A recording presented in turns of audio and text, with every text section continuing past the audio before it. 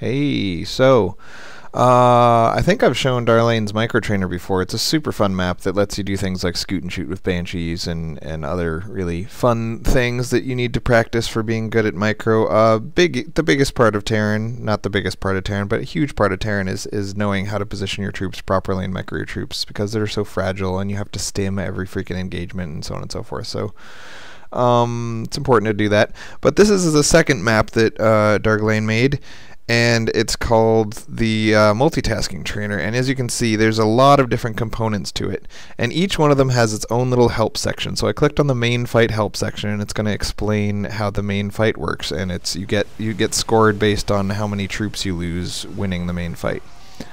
Woo, neat. So the other, more important, not more important, but other things are army production depots, Zelnaga towers, High Templars drops, spotting incoming drops, and spotting cloaked units and all sorts of stuff like that. So basically at the beginning of the game you hotkey your buildings however you like. I put my CC on 4 and my production buildings on 5 and my upgrades on 6. Then you're going to try to not supply block while not making way too many supply depots, while emping all of the High Templars that come attack you, while holding the Zelnaga towers, while moving your army to step on these incoming beacons and winning the main fight, as well as spotting drops and doing drops. So you see I just spotted a drop, I just spotted a cloaked unit. And notice how every time you complete something it tells you how well you did, so that's like 100% perfect. If you emp a High Templar before it casts any spells, that's perfect. If it casts one of the 3 possible spells, then it's, like 66% or something like that. And here comes a drop. How quickly you knock down the thing you're dropping on is important. One of the hardest things is observers. Like, you have to constantly be looking at your army to make sure observers aren't coming. And so you can see down at the bottom there's a drop that's been sitting there on my mini-map for a long time that I haven't seen. I also supply blocked myself, so you see my supply depot score would be perfect if I never supply blocked but I was never too high up. And my spotting drops skill would be perfect if I always spotted the drops instantly, right? But I'm not doing that, so all of these scores will be slightly less than perfect, and that's generally the idea. Again, cloaked units, 100% perfect. You spotted him within a certain amount of time. So the map is super duper fun, and it's a really good way to practice keeping up on your production and your supply depot building without looking away from your army for too long, right? Because I was just talking with Tom about some of the games he watched, and at first I was saying, okay, this is the build you want to go for, this is how much you want to have when you push out.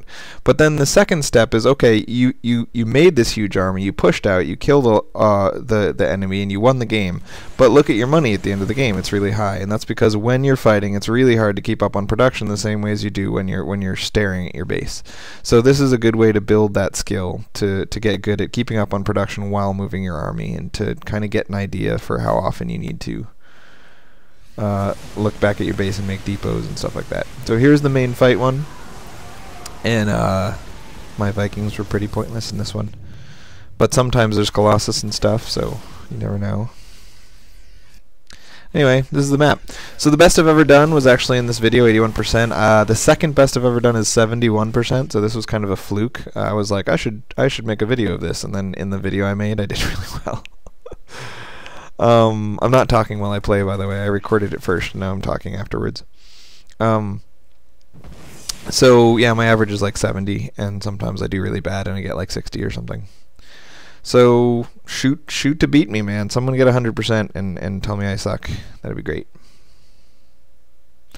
And there's so many maps that are good for practicing your multitasking. Like there's one where you move a probe in a circle while you macro up to a certain sized army, defend against 3 attacks, and then push out. And that's fine for building the skill, but it's not very much fun. Moving a probe in a circle isn't fun at all.